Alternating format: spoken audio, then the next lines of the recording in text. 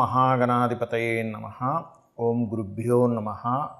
ఓం శ్రీమాత్రే నమః. పరమేశ్వర స్వరూపమైనటువంటి జ్యోతిష, వాస్తు మరియు ఇతర అనేకమైనటువంటి శాస్త్రములను మనకు అందించినటువంటి మహర్షులకి నమస్కారం. హయగ్రీవ హయగ్రీవ హయగ్రీవేతి యో వదేత్ తస్య నిస్సరతే వాణి జహ్నుకన్యా ప్రవాహవత్.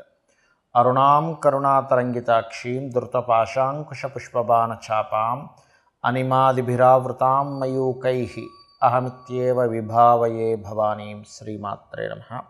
ఓం పితృదేవతాభ్యో నమః. మనం ఈరోజు చెప్పుకోబోయేటువంటి టాపిక్ ఏమిటి అంటే 12 లగ్నాల వారు ఏ విషయాల పట్ల జాగ్రత్త వహించాలి, ఏ ఉపాసన చేసుకోవాలి, ఏ విషయాల వల్ల వీళ్ళకి కలిసి వచ్చే ఆస్కారం అధికంగా ఉంది అనే విషయాలు మనం ఇప్పుడు తెలుసుకుందాం. ఒకవేళ లగ్నం తెలియలేదు మీకు, రాశి చూసుకోవచ్చు. అంటే మేషరాశి, మాది మేషరాశిలో అశ్విని, భరణి, కృత్తిక, ఒకటో పాదం కూడా ఇదే వర్తిస్తుంది అంటే ఇదే వర్తిస్తుంది. అయితే ఫస్ట్ ప్రిఫరెన్స్ లగ్నానికి ఇవ్వండి, సెకండ్ ప్రిఫరెన్స్ రాశికి ఇవ్వండి లగ్నం తెలియని పక్షంలో. బికాజ్ ఆఫ్ మనిషి యొక్క మనస్సు కాబట్టి సెకండ్ ప్రిఫరెన్స్ దానికి ఇవ్వచ్చు, అందులో ఎటువంటి దోషం లేదు. అయితే దీనికి సంబంధించినటువంటిది ఇది మీరు పలానా లగ్నంలో లేదా రాశిలో పుట్టినందుకు ఇవి చెప్తున్నా. బట్ మీ పర్సనల్ చార్ట్ బట్టి కొన్ని కండిషన్స్ ఉంటాయి, అది నేను మీకు వీడియో ఆఖరిలో చెప్తాను. వీడియో ఆఖరి వరకు చూసినట్లయితే మీకు పరిపూర్ణంగా తెలుస్తుంది. ఇప్పుడు ఒక్కొక్క లగ్నం గురించి మనం తెలుసుకుందాం. తులాలగ్నము, తులారాశి. తులావారికి కనుక చూసుకున్నట్లయితే సహజంగా ఈ తులాలగ్నం వారు ఈ లగ్నంలో జన్మించాము స్ట్రైట్ అవే నేను చెప్పించేసుకోవచ్చు, లేదంటే లగ్నం తెలీదు, రాశి మాత్రమే మాకు తెలుసు. అందులో ప్రధానంగా చిత్త 3-4 పాదాలు, స్వాతి నక్షత్రము మరియు విశాఖ 3 పాదాలు ఉంటాయి. చిత్తలో జన్మించారు మీరు, అలాంటప్పుడు లక్ష్మీ నరసింహస్వామిని ఆరాధించడము. స్వాతి నక్షత్రంలో జన్మించారు, దుర్గాదేవిని స్మరణ చేసుకుంటూ మీ నిద్ర లేవడము.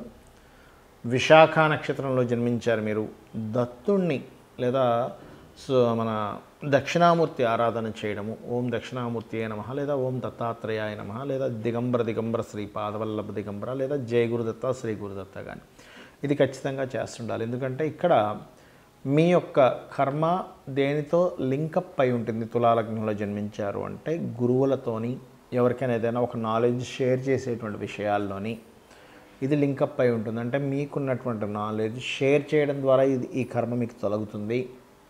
మీరు గమనించండి కావాలంటే మీ లైఫ్లో సహజంగా తులాలగ్నంలో జన్మించాము అంటే బ్యాలెన్స్డ్ లగ్న అంటారు దాన్ని. అంటే బ్యాలెన్సింగ్ ఎక్కువగా ఉంటుంది సర్వసాధారణంగా, దేని ఎక్కడ ఎలా బ్యాలెన్స్ చేయాలో బాగా తెలిసి ఉంటుంది మీకు. అయితే ఇక్కడ ఏమవుతుందంటే ఎప్పుడైతే ధార్మికమైనటువంటి విషయాలకు మీరు కొంత వ్యతిరేకంగా ఉన్నారు అంటే అది మిమ్మల్ని ఇబ్బంది పెట్టడం స్టార్ట్ చేస్తుంది. ఎందుకు అంటే 3-6 లార్డ్షిప్ జూపిటర్కి వచ్చింది ఇక్కడ. అయితే ఇది మీ పర్సనల్ చార్ట్లో ఇంకా ఎక్కువగా పాడైతే ఎక్కువ ఇబ్బంది వస్తుంది, తక్కువగా పాడైతే కొంత ఇబ్బంది వస్తుంది. ఇది మనం పర్సనల్ చార్ట్ అని బేరేజ్ వేసుకొని చూసుకోవాల్సిన అంశం అది. అయితే మీ కర్మ దేని ద్వారా అది కంట్రోల్ అవుతుంది ఏమిటి అని చెప్పి చూసుకున్నట్లయితే పర్టికులర్గా ఇక్కడ మాతృమూర్తికి సేవ చేయడం ద్వారా గుర్తుపెట్టుకోండి, లేదా ఎవరికైనా మీరు నాలెడ్జ్ని షేర్ చేయడం ద్వారా, అంటే మీకున్న నాలెడ్జ్ని మీరు నలుగురికి పంచిపెట్టడం ద్వారా మీ కర్మ క్లియర్ అవుతుంది.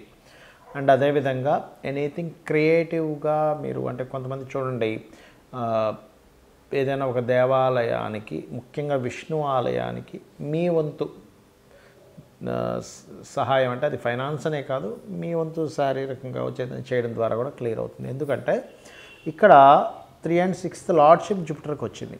గురువు అంటే దేవాలయాలు, బంగారం కావచ్చు, గురువు కావచ్చు, ఇవన్నీ కారకత్వాలు చెప్పారు శాస్త్రంలో, గైడింగ్ కావచ్చు.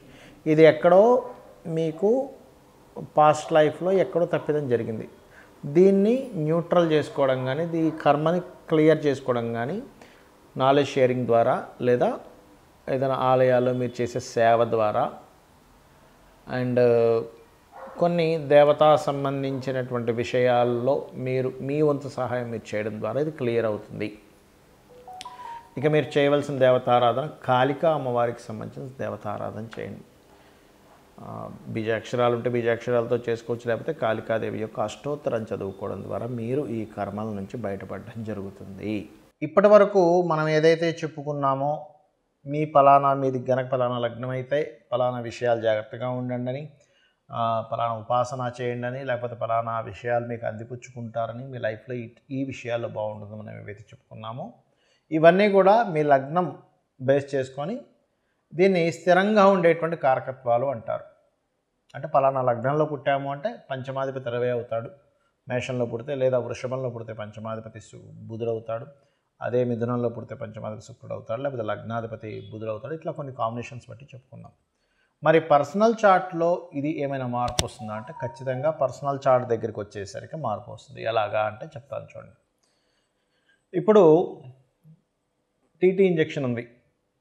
టీటీ ఇంజెక్షన్ ఏదైనా సెప్టిక్ అయితే వేస్తారు. ఇప్పుడు ఆ ఇంజెక్షన్ అందరికీ పడదు. కొంతమందికి టెస్ట్ చేస్తారు, మీరు కొంచెంసేపు కూర్చోండి. ఎందుకండి అది అందరికీ వాడడానికే కదా అంటే కొంతమందికి స్పెసిఫిక్గా కొన్ని పడవు. కొన్ని ఫుడ్స్ కావచ్చు, కొన్ని మెడిసిన్స్ కావచ్చు, కొన్ని వాతావరణాలు కావచ్చు, కొంత నీరు కూడా. ఒక్కోసారి చూడండి, నేను వేరే దగ్గరికి వెళ్ళానండి, అక్కడ వాటర్ నాకు పడలేదండి అంటాం, అక్కడ గాలి నాకు పడలేదండి అంటాం, ఆ ఫుడ్ నాకు పడలేదండి అంటాం. ఎందుకంటామండి? మరి మిగతా 100 మంది బాగానే ఉన్నారుగా, నీకు ఒక్కడికి ఎందుకు ఇలా అయిందంటే బికాజ్ ఆఫ్ ఎవరి శరీర తత్వాన్ని బట్టి వారికి ఎలా అయితే కొన్ని విషయాలు బాగా పడతాయి, కొంతమందికి బాగా పడవు. అదేవిధంగా సబ్జెక్ట్స్ కూడా చూడండి, 40 మంది పిల్లల్ని కూర్చోబెట్టి టీచర్ చెప్తా, అందులో ఒకరికి అద్భుతంగా అర్థమవుతుంది, కొంతమందికి అసలు సబ్జెక్ట్ అర్థం కాదు. ఎందుకు? మరి అందరికీ ఒకలాగే చెప్పింది కదా టీచర్ అంటే బికాజ్ ఆఫ్ వాళ్ళకున్నటువంటి అవగాహన, వాళ్ళకున్న ఇంట్రెస్ట్, ఇవన్నీ మనం బేరేజ్ చేసుకుంటాం. అంటే పర్సనల్గా ఉండే వాళ్ళ తెలివితేటలు కానీ వాళ్ళకుండే శరీరతత్వాన్ని బట్టి వాళ్ళకి తెలుస్తూ ఉంటుంది. అలాగే మీ జన్మజాతకంలో ఉండే కాంబినేషన్స్ ఇప్పుడు నేను చెప్పినవి ఏవైతే ఉన్నాయో కొంతవరకు అది మారుస్తూ ఉంటుంది. అంటే ఉదాహరణకి నేను మీకు మేషలగ్నం వారికి అప్పుల విషయంలోనే మెయిన్గా జాగ్రత్తగా ఉండాలని చెప్పాను. కానీ వారి జన్మజాతకంలో కొంచెం బుధుడు బాగున్నాడు అనుకోండి, అప్పుడు అంత ప్రమాదం రాదు. లేదా బుధుడు ఇంకా పాడైపోయాడు ఉదాహరణకి, అప్పుడు ఇంకా ఎక్కువ ప్రభావం వస్తుంది. సో ఇలాంటివి చూసుకోవాలి. అంటే ఏమిటి? నేను ఏదైనా ఆరోగ్యం గురించి చెప్పానంటే మీ జాతచక్రంలో రవిని చూసుకోండి. రవి బాగున్నాడంటే మీరేం కంగారు పడక్కర్లేదు. రవి కనుక పాడేయాడంటే ఇంకొంచెం జాగ్రత్తగా ఉండాలి. మానసిక విషయాల గురించి చెప్పాను, చంద్రుడు బాగున్నాడు, ఎక్కువ కంగారు అక్కర్లేదు. చంద్రుడు పాడయ్యాడు, అప్పుడు మీరు ఏ బియ్యం దానం ఇవ్వడమో చేయండి. అలా కాకుండా యాక్సిడెంట్స్ లేకపోతే భూ వివాదాలు ఎక్కువగా ఉంటాయి ఈ లగ్నం వారికి అని చెప్పాను అనుకోండి, అప్పుడు మీరు చేయవలసింది ఏంటంటే కుజుడు బాగున్నాడా టెన్షన్ ఏం పెట్టుకోకండి. కుజుడు పాడైతే అప్పుడు మీరు కందులు దానంగా ఇవ్వడం, సుబ్రహ్మణ్యేశ్వర స్వామి ఆరాధన చేసుకోవడం, వారాహి అమ్మవారి ఆరాధన చేసుకోవడం చేయండి. అదేవిధంగా బుధుడు పాడయ్యాడు, అప్పుడు విష్ణు సహస్రనామాలు బాగుంటే ఏం టెన్షన్ పడక్కర్లేదు. అంటే ఇప్పుడు నేను చెప్పినటువంటివి ఏవైతే ఉన్నాయో గ్రహం కనుక బాగుంది, ఆ రాసులు కనుక బాగున్నాయి, టెన్షన్ పడకండి. ఆ రాసులు బాగోలేవండి, ఆ గ్రహం పాడైంది, మరింత ఎక్కువ జాగ్రత్త తీసుకోండి అని నేను మీకు ఒక క్లారిటీ ఇస్తున్నాను. అదేవిధంగా గురువు అయితే శనగలు దానంగా ఇవ్వడం, గురువులు అంటే ఏదైనా బంగారానికి సంబంధించినటువంటి టీచింగ్ లైన్స్ సంబంధించిన విషయాల్లో కొంత జాగ్రత్తగా ఉండాలి. శుక్రుడైతే వివాహ సంబంధించిన విషయాల్లోని, శని భగవానుడైతే మీరు చేసే జాబ్ రిలేటెడ్ సంబంధించిన విషయాల్లోని, హెల్త్ విషయాల్లోని, రాహు అయితే విదేశాలకు వెళ్ళి అక్కడ ఉండేటువంటి విషయాల్లోని, కేతు అయితే కొంత ఆధ్యాత్మికత లేదా కొంత వైరాగ్య సంబంధించిన కొంతమందికి వస్తుంటుంది. అది పర్టికులర్గా ఏంటంటే కొన్నిసార్లు అయ్యో ఇటువంటి వైరాగ్యం ఈ సమయంలో రావడం ఏమిటి అనుకుంటూ ఉంటాం. ఏది మన మహాభారతంలో ఆ యొక్క యుద్ధం జరిగే సమయంలో అర్జునుడికి వచ్చినట్టు, అంటే ధర్మాన్ని వీడి ఒక రకమైన వైరాగ్యం.